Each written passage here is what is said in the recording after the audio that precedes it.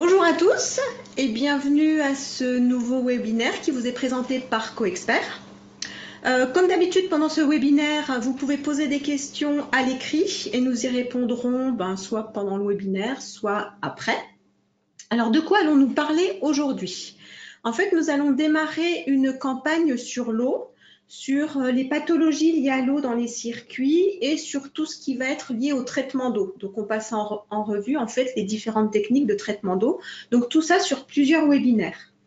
Donc en fait, aujourd'hui, on va démarrer par la base. Autrement dit, on va commencer par la composition de l'eau. Parce que tout ce qui se passe dans les circuits et les raisons pour lesquelles on traite l'eau sont complètement liées à ce qu'il y a dedans. Donc on va commencer par ça.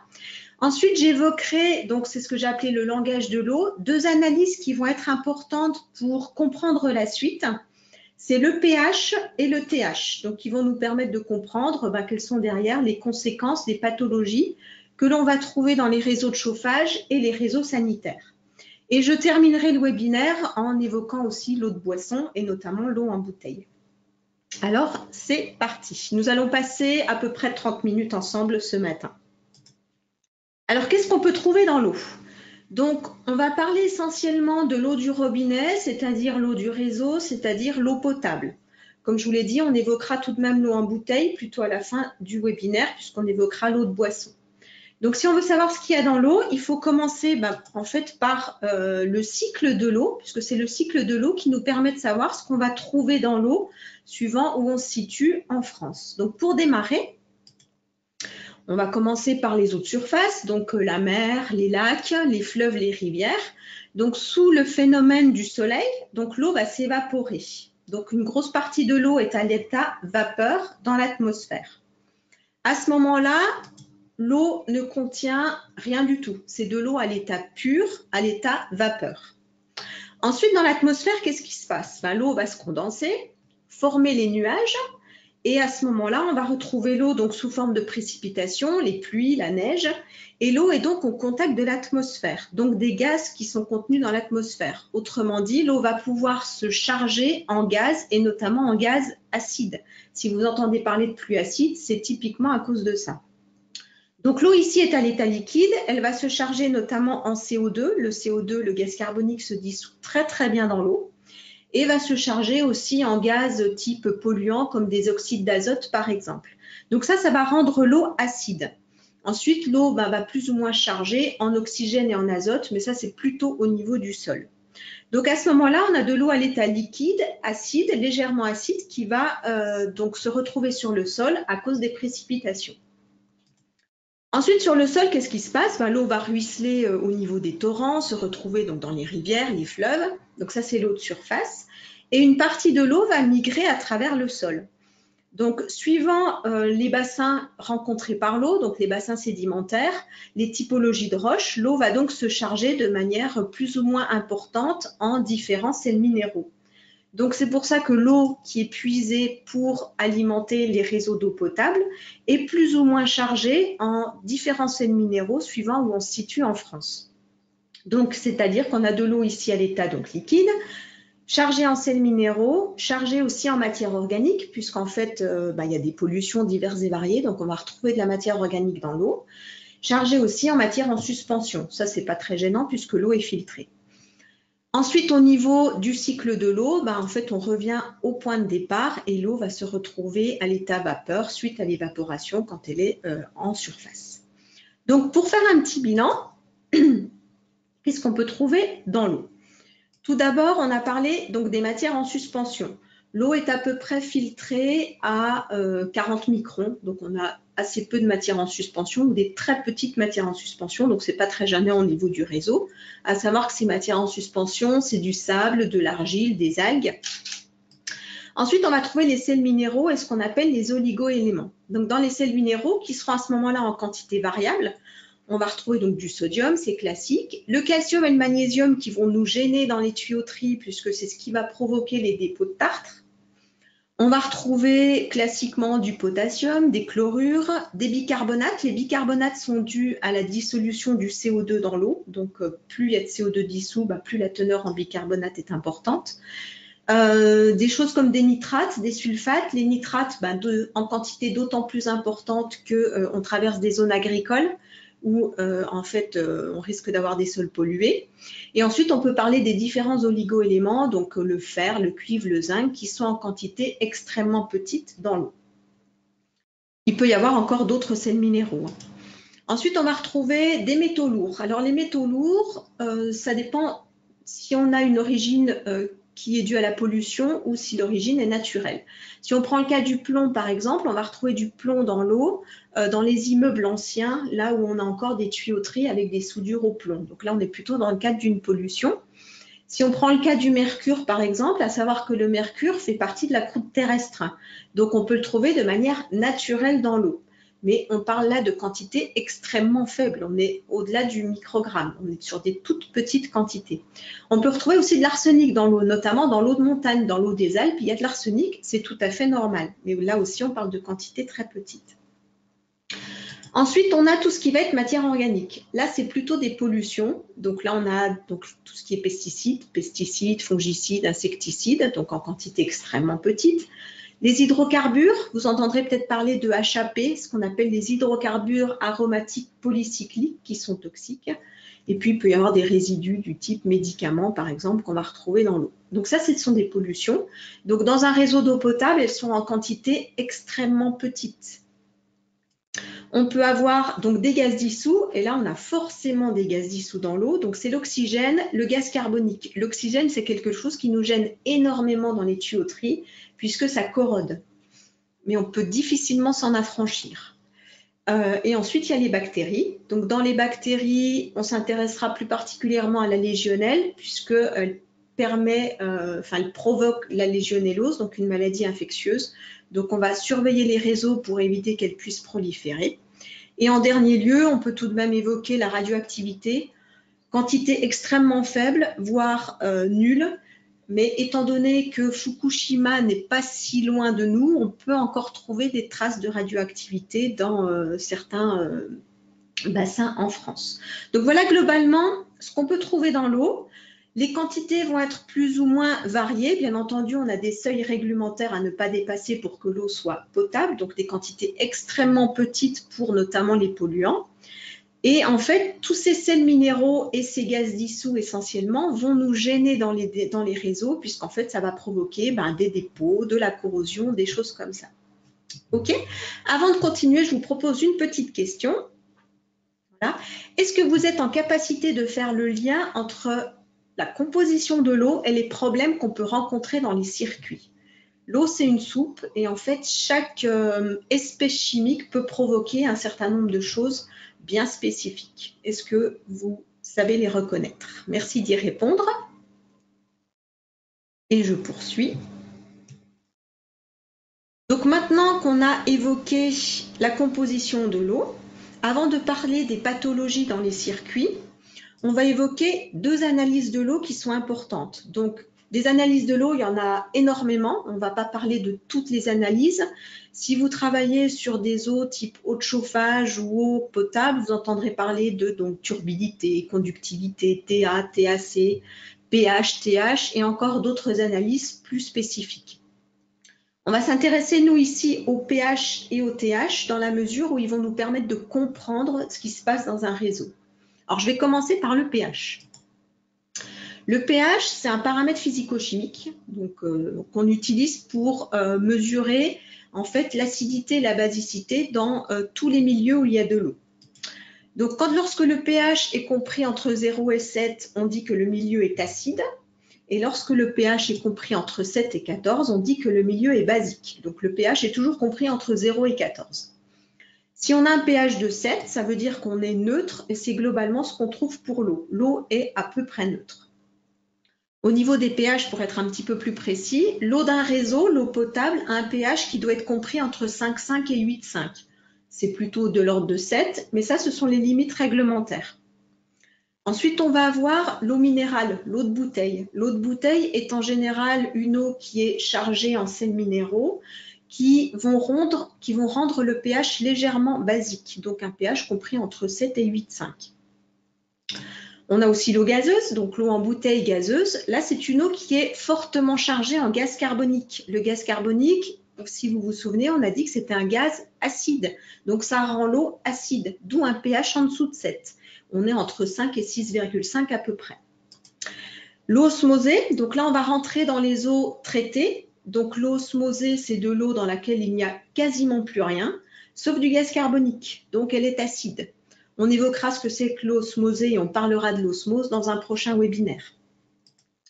L'eau adoucie, cette fois-ci, donc l'eau qui est passée par un adoucisseur, là aussi elle est chargée en sels minéraux, un petit peu plus chargée en sodium, par conséquent son pH va être légèrement basique, entre 7 et 8. Et le dernier cas de figure que j'ai évoqué ici, c'est l'eau distillée. Donc l'eau distillée, c'est de l'eau qu'on a évaporée, donc elle est pure, et on l'a recondensée. Par conséquent, ici, son pH va être de 7.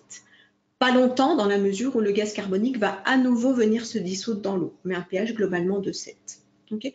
Donc voilà un petit peu le panorama des eaux. Le pH est donc très important puisqu'en fait, il va nous permettre de faire le lien avec ce qu'on appelle la corrosion acide ou basique. Ici, vous avez des zones de pH, donc entre 0 et 14, pour plusieurs types de matériaux, le fer et l'acier, le cuivre, le bronze, l'aluminium. Et ce qu'on peut voir, c'est que la zone rouge, c'est la zone dans laquelle on va corroder les matériaux. Et la zone jaune, c'est la zone dans laquelle les matériaux sont protégés. Donc, vous voyez qu'ils font un pH qui va être finalement plutôt basique. Donc, à partir de 7, au-dessus de 7, on est protégé de la corrosion.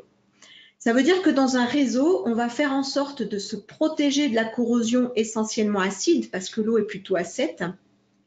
Donc, on va rajouter des produits de conditionnement d'eau dans le but d'augmenter ce pH. Pourquoi augmenter le pH? Pour être sûr d'être en milieu basique, donc de ne pas corroder, mais aussi parce que, imaginons qu'on ait par exemple de la corrosion ou un développement bactérien, ça va faire redescendre le pH. Et on ne veut surtout pas que le pH descende en dessous de 7. Donc, on va conditionner l'eau pour que le pH soit légèrement basique et qu'on ne corrode pas. Ça, c'est des choses aussi qu'on pourra évoquer dans un prochain webinaire. Donc, pH et corrosion, c'est très important. On veut éviter ici, en ayant un pH bien déterminé, on veut éviter la corrosion acide. On ne parlera pas trop de la corrosion basique, on est trop loin au niveau du pH. Alors, sachez aussi que le pH, donc ça c'est plutôt pour l'information, c'est quelque chose avec lequel on vit tous les jours. Le pH est complètement dans notre vie, dans la mesure où tous les produits qu'on consomme, notamment les fruits et les légumes, ils ont des pH acides. Donc c'est commun, on vit en fait avec le pH tous les jours. Prenez l'exemple du citron, c'est bourré d'acide citrique, pH 2,3. Le coca, on sait que c'est très acide, ça décape, pH 2,7. Les oranges, 3,5. Les asperges, on est autour de 5. La pomme, on est au niveau de 3. Donc voilà, tous les fruits et les légumes, à peu près, c'est des pH acides.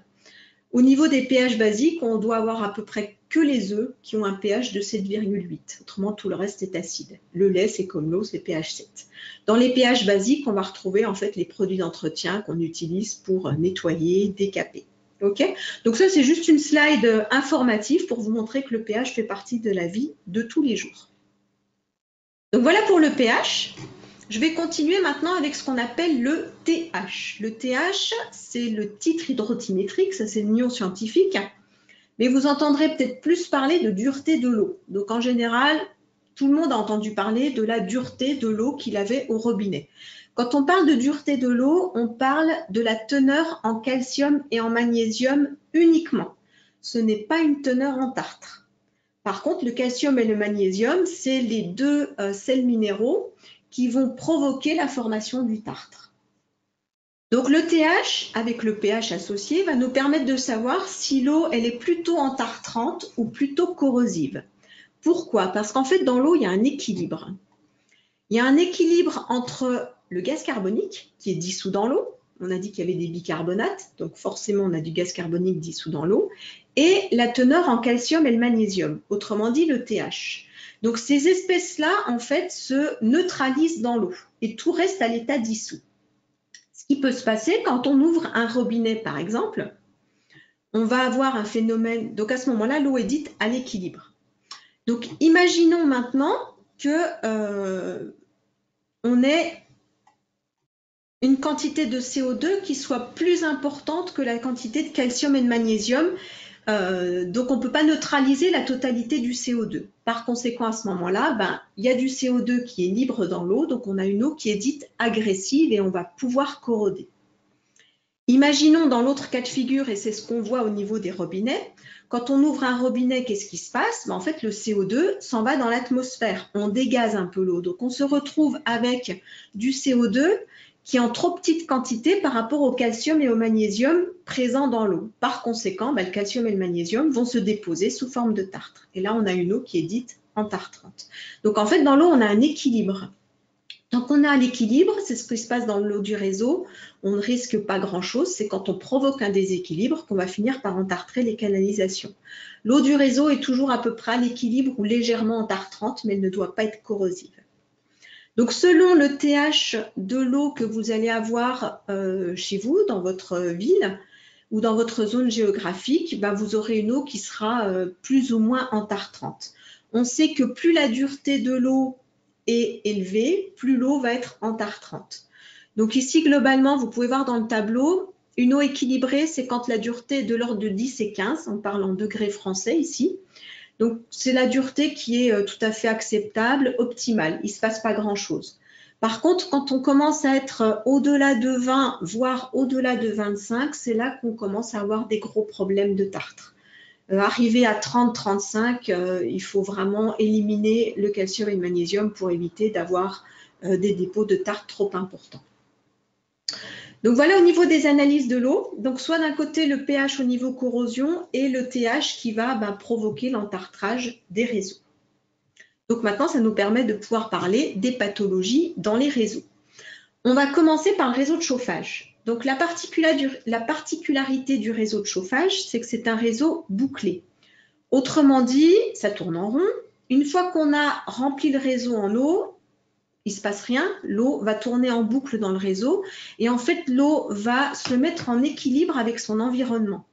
On va donc corroder légèrement les surfaces, entartrer légèrement les surfaces, donc on a un équilibre qui va se passer et normalement ensuite il ne se passe plus rien. Votre réseau est protégé contre et le tartre et la corrosion, il ne se passe plus rien. Mais dans la vraie vie, ce n'est pas tout à fait comme ça. Dans le sens où, dans la vie de tous les jours, que ce soit à la maison ou en logement collectif, on a tendance à rajouter des eaux d'appoint. Et dès l'instant qu'on rajoute de l'eau d'appoint, on rajoute une eau neuve, donc on rajoute des sels minéraux, on rajoute des gaz dissous comme de l'oxygène, et on n'est plus du tout dans une situation d'équilibre. Donc il se passe des choses.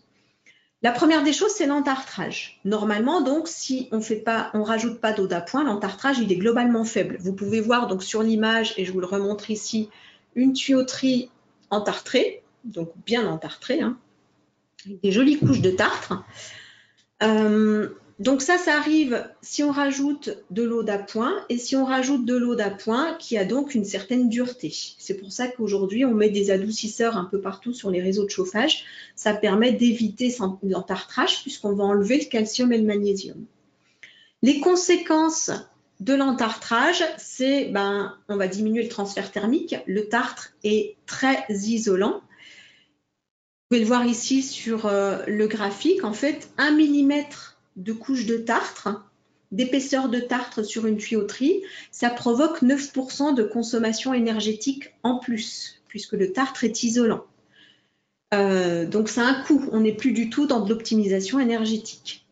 On risque le bouchage. Au bout d'un moment, les tuyauteries, si on entartre, on entartre, on entartre. Dans le pire des cas de figure, on va boucher. Mais on peut générer également de la corrosion sous dépôt. Donc derrière, ça risque de percer. Donc ça, c'est la problématique du tartre. Donc il ne faut pas envoyer de l'eau contenant du calcium et du magnésium, donc de la dureté dans un réseau de chauffage. Et idéalement, on évite les eaux d'appoint. Ensuite, il y a la problématique de corrosion. La corrosion, normalement, elle est faible. Si on ne rajoute pas d'eau d'appoint, on a une situation de corrosion qui est stabilisée, qui est faible, il ne se passe plus rien. Donc, si on est en situation de corrosion, c'est parce qu'on rajoute de l'eau d'appoint. Et l'eau d'appoint, qu'est-ce qu'elle contient? Elle contient de l'oxygène dissous. L'oxygène dissous, ça corrode. On peut éventuellement rajouter de l'acidité si on n'a pas correctement réglé le pH. On rajoute aussi des sels minéraux comme des fers, des chlorures. Pas oublier que l'eau est additivée en chlore pour la potabilité, pour tuer les bactéries. Donc on peut avoir du pitting au niveau de la corrosion. On a des produits type sulfate, etc., qui peuvent aussi générer donc des dépôts, et sous les dépôts, on va corroder. Ensuite, il y a aussi le cas des associations de métaux. Dans la mesure où le réseau est bouclé et qu'on ne rajoute pas d'eau d'appoint, on a dit ça se stabilise, donc il ne se passe rien. Mais si on rajoute de l'eau d'appoint et qu'on a fait une mauvaise association de métaux, on va corroder. Qu'est-ce que c'est que cette corrosion ? Vous avez ici une petite échelle de noblesse des métaux. Donc en haut, c'est le plus noble, en bas, c'est le moins noble. Imaginons que dans notre réseau, on ait mis une tuyauterie en cuivre en amont d'une tuyauterie en acier au niveau du passage de l'eau. Qu'est-ce qui va se passer ? Si on rajoute de l'eau neuve à chaque fois, on va corroder l'acier, forcément. Donc, il faut faire attention aux associations de métaux si jamais on doit rajouter des eaux d'appoint dans un réseau de chauffage. D'autant plus important quand on sera dans un réseau ouvert. Les conséquences de la corrosion, c'est les ruptures de tubes. Donc ça veut dire que si on veut s'affranchir de la corrosion, on peut utiliser des matériaux synthétiques, ça évite d'avoir de la corrosion des parties métalliques, notamment tout ce qui va être tube, et on va faire en sorte de conditionner l'eau pour supprimer l'oxygène dissous pour régler le pH. Une petite question avant de continuer sur la corrosion. Est-ce que vous seriez intéressé par des webinaires qui développent tous ces aspects de corrosion ? On peut faire un webinaire sur la corrosion acide, un webinaire sur la corrosion par l'oxygène dissous et un webinaire sur les associations de métaux pour que je vous explique de manière un peu plus approfondie ce que c'est que ces mauvaises associations et qu'est-ce qui se passe réellement quand on parle de corrosion galvanique. Donc, merci de répondre par oui ou par non. Et je poursuis. Ensuite, après la corrosion, qu'est-ce qu'on a ? L'embouage. Donc l'embouage, les causes sont variables. Il y a la qualité de l'eau, il y a la calamine qui est présente sur les tubes en acier, ça c'est normal. Tout ce qui va être résidu de construction, dans la mesure où on a éventuellement un lavage du réseau qui a été pas fait correctement, donc on va se retrouver avec des résidus. Dès l'instant qu'on corrode, on fait des boues. Et pas oublier qu'aujourd'hui, on travaille beaucoup avec des réseaux de chauffage qui sont à basse température et par conséquent, on risque maintenant le développement bactérien. Quand on développe des bactéries, on fait des boues.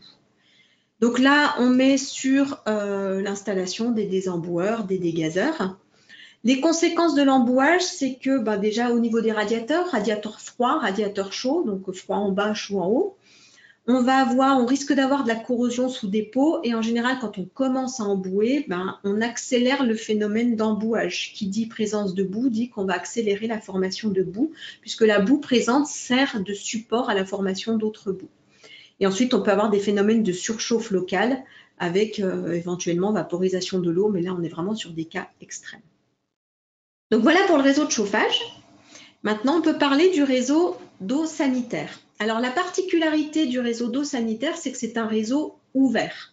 Donc, on ajoute à chaque fois de l'eau neuve, autrement dit, de l'eau qui contient du calcium et du magnésium, donc on va pouvoir entartrer, et de l'eau qui contient de l'oxygène dissous, qu'on ne peut pas supprimer. Cette fois-ci, on est dans un réseau d'eau potable. Donc, par conséquent, on risque la corrosion à l'oxygène dissous.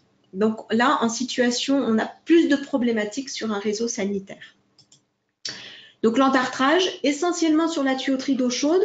Pourquoi ? Parce que le tartre se dissout moins bien dans l'eau chaude que dans l'eau froide, sachant qu'il se dissout déjà très très peu dans l'eau froide. Là, la raison, plus l'eau va être dure, plus on va provoquer la formation de tartre. Comme on l'a dit au début, sur un robinet, on a essentiellement le robinet d'eau chaude qui est entartré. Quand on ouvre un robinet, on crée un phénomène de détente, on dégaze le CO2, on a trop de calcium et de magnésium qui ne sont plus piégés dans l'eau et qui, par conséquent, vont se déposer sous forme de tartre. Donc, si on veut s'en affranchir, il va falloir enlever la dureté ou faire en sorte que ce tartre ne se dépose pas de manière incrustante. Les conséquences, donc si on a une dureté élevée, au-delà de 30, on risque d'avoir un vieillissement prématuré des équipements. Donc le ballon d'eau chaude qui va s'entartrer très très bien, le groupe de sécurité en dessous, la machine à laver, donc tous les appareils électroménagers qui risquent d'avoir une quantité de tartre importante. On risque la corrosion sous dépôt et on risque aussi le développement de légionelles. Les bactéries se développent très très bien sous les dépôts. Elles sont tranquilles pour se développer, donc attention notamment aux ballons d'eau chaude.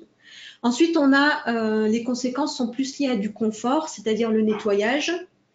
Il faut nettoyer la salle de bain, nettoyer les murs, nettoyer la paroi de douche, le linge qui a tendance à être rêche et ne pas oublier qu'il y a des gens qui sont aussi allergiques au tartre. Donc on a à la fois des notions d'équipement qui va vieillir prématurément et des notions de confort. Donc avec ici 2 photos. Une dans la surcelle de gauche, vous voyez une résistance de chauffe-eau qui est complètement tartrée, donc un transfert thermique qui est beaucoup moins performant. Et puis sur la droite, vous pouvez voir une paroi de douche qui est déjà bien opaque et qui en fait est recouverte de tartre. La corrosion qui risque d'être importante parce que le réseau est ouvert, donc on apporte notamment de l'oxygène. Donc sur la photo, vous pouvez voir une tuyauterie en cuivre où on a une corrosion qui est apparue au niveau de la soudure. Donc attention aux soudures des tuyauteries métalliques. Donc ici avec un dépôt de cuivre. Les causes, c'est l'oxygène dissous. C'est pas oublier que l'eau contient du chlore. Donc on a des chlorures, on fait du pitting au niveau des tuyauteries en cuivre. Les autres sels aussi peuvent provoquer de la corrosion. S'il y a des particules abrasives en suspension dans l'eau, on a quand même quelques particules en suspension. Donc, si elles sont abrasives, on va éroder le métal, donc provoquer de la corrosion. La température, on est à 50 degrés dans un réseau d'eau chaude. Par conséquent, on risque d'accélérer les phénomènes de corrosion. Plus c'est chaud, plus ça va vite. Et là aussi, les mauvaises associations de métaux qui vont provoquer forcément de la corrosion du métal le moins noble. Les conséquences, c'est comme dans un réseau de chauffage, c'est les ruptures de canalisation. Le dernier cas de figure dans un réseau sanitaire, c'est les bactéries, plus précisément la légionnelle. Donc, le risque de développement de légionnelle, c'est plutôt dû à la température de l'eau. Les légionnelles se développent très très bien vers 30 degrés, donc notamment dans le ballon d'eau chaude. Si on a des bras morts, donc là aussi, les légionnelles peuvent avoir la bonne température, une température ambiante pour se développer, mais aussi de la tranquillité. Il n'y a pas de débit d'eau, donc il n'y a pas de vitesse d'eau qui peuvent les entraîner. Mauvais entretien du réseau, c'est très important l'entretien du réseau. Et là aussi, la présence d'autres espèces chimiques dans l'eau. Si on a du fer, du zinc, de l'aluminium, tout ça, ça sert de nutriments aux bactéries.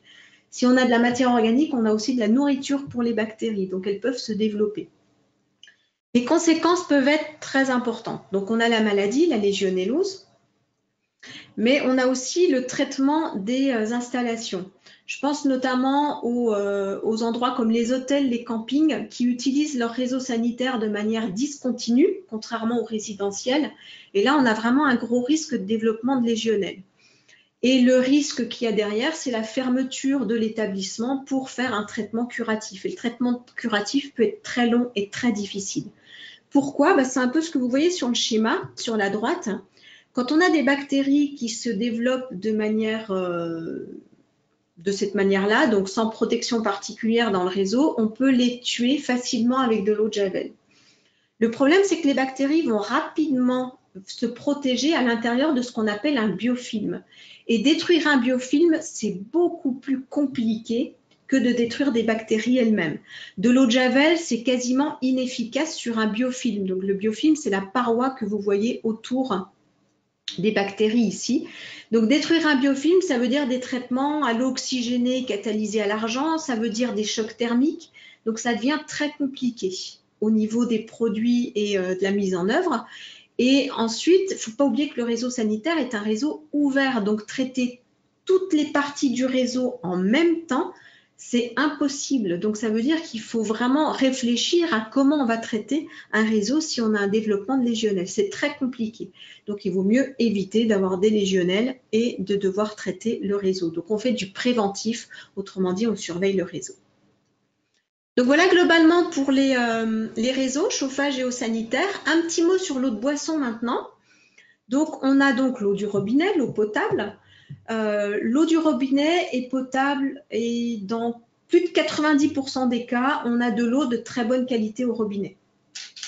Néanmoins, il peut y avoir quelques pollutions ponctuelles dues notamment aux pesticides, aux nitrates, donc ce sera plutôt dans les zones agricoles, du haut plomb si on est dans des immeubles anciens. Et par exemple, un autre cas de pollution, il peut y avoir l'aluminium, puisque l'aluminium est utilisé dans le traitement pour la potabilisation. Donc, si on a trop d'aluminium, on peut en retrouver aussi dans l'eau potable. Donc, ça, c'est quelques exemples, mais il peut arriver qu'on ait des pollutions ponctuelles. Au-delà des pollutions, il y a aussi le goût de chlore. Il y a beaucoup de gens qui ne veulent pas boire l'eau du robinet à cause du goût de chlore qui est engendré par le traitement au chlore de l'eau du réseau. Donc, beaucoup de gens boivent de l'eau en bouteille. Là aussi, c'est pas sûr à 100%. Il y a une étude qui est sortie il n'y a pas très longtemps en évoquant la présence de nanoplastiques dans l'eau en bouteille. Et il ne faut pas oublier aussi que le plastique contient des espèces chimiques comme l'antimoine par exemple, qui est un métal lourd et qui peut migrer dans l'eau si l'eau est conservée trop longtemps au stockage. Ne pas oublier non plus qu'il y a un impact environnemental qui est très important du plastique. Aujourd'hui, il y a 25 000 bouteilles en plastique qui sont utilisées en France chaque jour et il n'y en a même pas la moitié qui sont recyclées. Donc, on a une alimentation de la pollution plastique qui est énorme avec l'eau en bouteille. Donc, en fait, ni l'eau du robinet, ni l'eau en bouteille n'est sûre à 100%. Ça veut dire qu'il nous faut un plan B et ça, c'est des choses qu'on évoquera dans un prochain webinaire. Voilà, donc du coup, je résume ici un petit peu toutes les pathologies qu'on a évoquées. Entartrage et corrosion dans les réseaux chauffage et sanitaire. On a également l'embouage pour le réseau de chauffage et on a le développement bactérien pour le réseau sanitaire. On peut aussi avoir un développement bactérien dans les réseaux de chauffage, notamment parce qu'on est à basse température. Donc, c'est des choses qu'on va pouvoir rencontrer à l'avenir. Et le dernier cas de figure que j'ai évoqué ici, c'était l'eau de boisson. Donc, voilà en résumé. Pour terminer, je vous propose juste un petit mot sur les solutions préventives, donc que je vais développer dans d'autres webinaires. Pour commencer, contre le tartre. Donc, contre le tartre, on peut utiliser des adoucisseurs, des anti-tartres. Contre la corrosion, on va pouvoir conditionner l'eau de chauffage, notamment avec des réducteurs d'oxygène dissous. Il faut faire attention au choix des matériaux.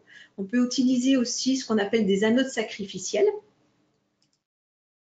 Contre la prolifération bactérienne, donc il y a le traitement de l'eau, traitement au chlore, qui existe déjà. On peut faire aussi des traitements à l'ozone, des traitements UV. Pour la légionnelle, on fera attention à la conception du réseau pour éviter les bras morts et on surveillera les réseaux, notamment dans tout ce qui est hôtel, camping, tous les endroits où on reçoit du public. Contre l'embouage, on a déjà des dégazeurs, des désemboueurs qui sont mis sur les circuits. On va faire attention aux bactéries, notamment on pense ici au réseau de chauffage à basse température. Et pour l'eau de boisson, on évoquera ça également. Donc le charbon actif est un bon moyen d'enlever une certaine partie des polluants et notamment d'enlever ce goût de chlore qui peut être gênant au niveau de l'eau du robinet. Donc juste un panorama des solutions qui existent, à savoir qu'on va faire un prochain webinaire le 18 décembre qui portera sur les adoucisseurs. Donc, si vous voulez savoir comment fonctionne un adoucisseur, où on le place dans une installation, à quoi il sert, comment on l'entretient, etc., venez nous rejoindre le 18 décembre pour un prochain webinaire. Celui-ci est maintenant terminé. Je vous remercie d'y avoir participé.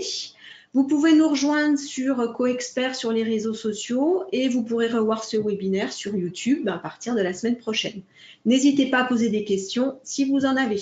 Et je vous souhaite une excellente journée. Merci, à bientôt.